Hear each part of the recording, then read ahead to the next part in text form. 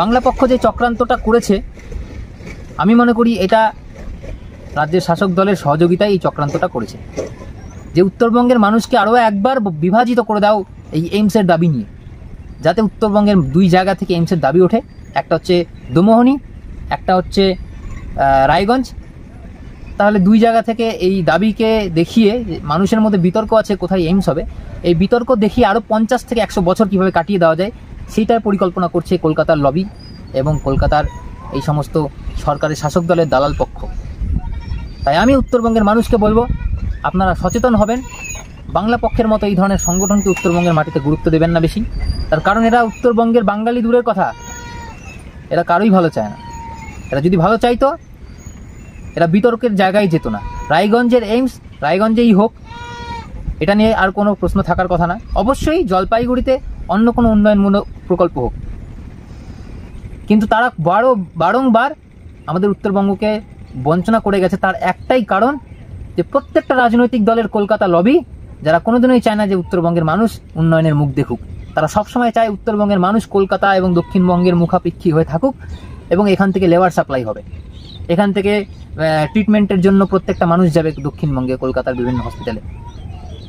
কলকাতার 100 কিলোমিটারের মধ্যে 6-7খানা বড় বড় হসপিটাল রয়েছে ন্যাশনাল ইন্টারন্যাশনাল লেভেলে, যেই হসপিটালগুলো থাকা সত্ত্বেও কেন এইমসটা কলকাতায় চলে গেল? আপনারা অনেকেই বলবেন যে রাজ্য সরকার জমি দেয়। এই এইমসটা নিয়ে শুধু রাজ্য সরকার না, কেন্দ্র সরকারের অনেক গাফিলতি রয়েছে।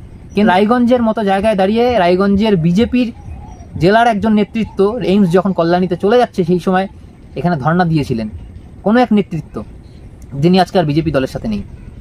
তাকে দিল্লি থেকে ইনস্ট্রাকশন দেওয়া হয় ওভার দ্য টেলিফোনে যে ওই ধর্ণাটাকে তুলে নাও, নাহলে এরপরে একজন পাঠাচ্ছি, পরে কিন্তু আর কাউকে পাঠাবো না ধর্ণা তুলতে। রাজ্য এবং কেন্দ্র সমঝোতা করে রায়গঞ্জের এইমসকে কল্যাণীতে নিয়ে গেছে।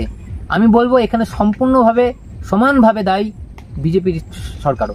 বিগত দিনে বামফ্রন্ট এবং কংগ্রেস সরকার রায়গঞ্জের এইমস নিয়ে একটা নোংরা রাজনীতি করেছে, সেটাতে আমি যাচ্ছি না, সেটা পাস্ট। কিন্তু বর্তমানে যারা নিয়ে গেল একটা প্রস্তাবিত এইমসকে, এখানে সমানভাবে বিজেপি এবং তৃণমূলের গোপন একটা সমঝোতার মাধ্যমেই এই এইমসটা গেছে, যেখানে আমাদের রায়গঞ্জে 80 একর জমি অলরেডি ভেস্টেড ল্যান্ড ছিল রাজ্য সরকারের, যেটা চাইলে দিতে পারত, সেটা কিন্তু দেওয়া হয়নি। প্রস্তাবিত করেছিল প্রায় 130 একর জমির মধ্যে, যেটার কোনো প্রয়োজনই ছিল না। প্রস্তাবিত আকারটা এত বড় করে দেখানো হয়েছিল যাতে রায়গঞ্জে এইমসটাই করতে না হয়, জমি জট সৃষ্টি হয়। অথচ এই সেম একই এইমসের দাবি, একই এইমস হয়েছে কল্যাণীতে, সেখানে মাত্র 56 একর জমিতে হয়েছে। কিভাবে সম্ভব হলো 56 একর জমিতে? তাই আমি আবারও বলবো উত্তরবঙ্গের মানুষকে, এই সমস্ত আইওয়াশ উত্তরবঙ্গ থেকে এইমসকে একবার ছিনিয়ে নেওয়া হয়েছে।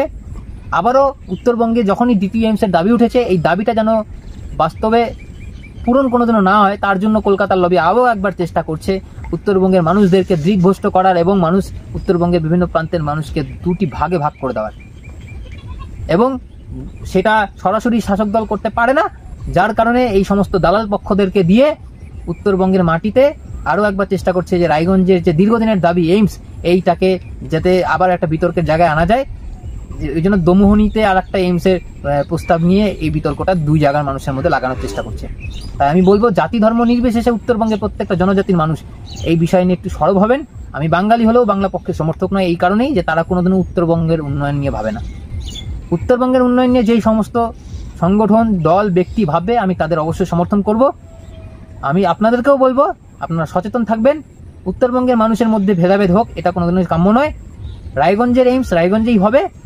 অবশ্যই দূরত্ব যেই বিষয়টা আছে উত্তরবঙ্গের প্রতিটা প্রান্তের সাথে প্রতিটা প্রান্তের, এইটা কিভাবে কমানো যায় সেটা নিয়ে সরকারকে সুচিন্তিত প্ল্যান করতে হবে, সেটা নিয়ে আমাদের ভাবতে হবে। এবং যেই সমস্ত জেলাগুলো আরও প্রত্যেকটা জেলায় বঞ্চিত রয়েছে, দক্ষিণ দিনাজপুর, মালদা জেলা, জলপাইগুড়ি, আলিপুরদুয়ার, কুচবিহার, প্রত্যেকটা জেলাকে এক একটা বিশেষ বিশেষ বিষয়ের উপর গুরুত্ব দিয়ে সরকার উন্নয়ন করতেই পারে, তাতে আমাদের কোনো প্রবলেম নেই।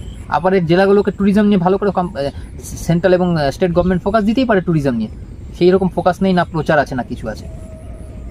তো উত্তরবঙ্গে সার্বিকভাবেই বঞ্চিত।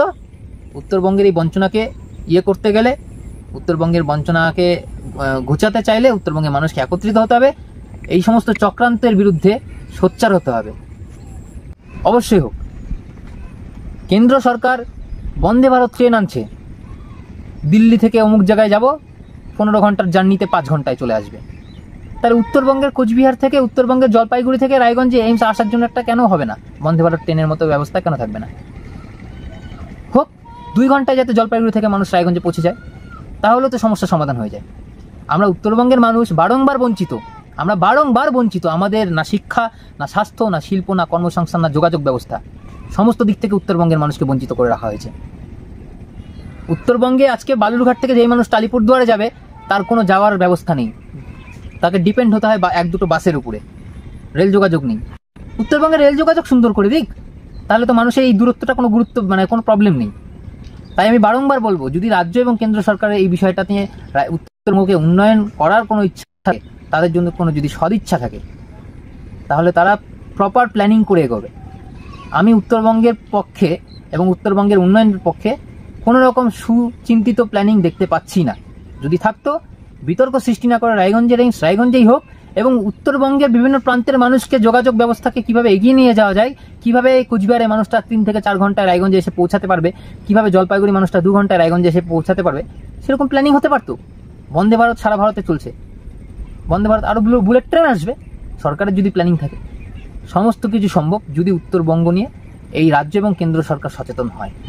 গর্গ চ্যাটার্জি, যিনি এই প্রশ্নটা এবং যে প্রস্তাবটা দিয়েছে যে বাংলার দ্বিতীয় এইমস উত্তরবঙ্গে হবে, এবং উত্তরবঙ্গে সেই এইমসটা হবে হচ্ছে কোথায়? দমোহনীতে, জলপাইগুড়ি জেলার দমোহনীতে।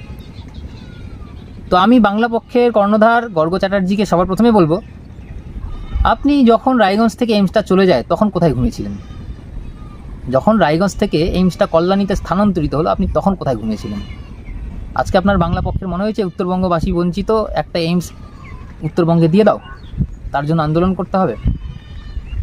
আপনারা আপাত দৃষ্টিতে যেইভাবে বিষয়টা দেখছেন, যে বাংলা পক্ষ চিন্তিত উত্তরবঙ্গের উন্নয়ন নিয়ে, উত্তরবঙ্গের মানুষের স্বাস্থ্য উন্নয়ন নিয়ে, বিষয়টা ঠিক সেরকম নয়। তাহলে পশ্চিমবঙ্গের বাঙালি থেকে শুরু করে বিভিন্ন জনজাতির মানুষ যেইভাবে চুরি, দুর্নীতি, রাহাজানি, খুন এইসবের শিকার হয়, সেগুলো নিয়ে তো বাংলা পক্ষ কোনোদিনও কোনো রকম প্রতিবাদ করে না। তারা যেটা করে, রাজ্য সরকারের সমস্ত দোষ, সমস্ত ইয়েকে তারা বকলমে সমর্থন করে, প্রতিবাদ না করে।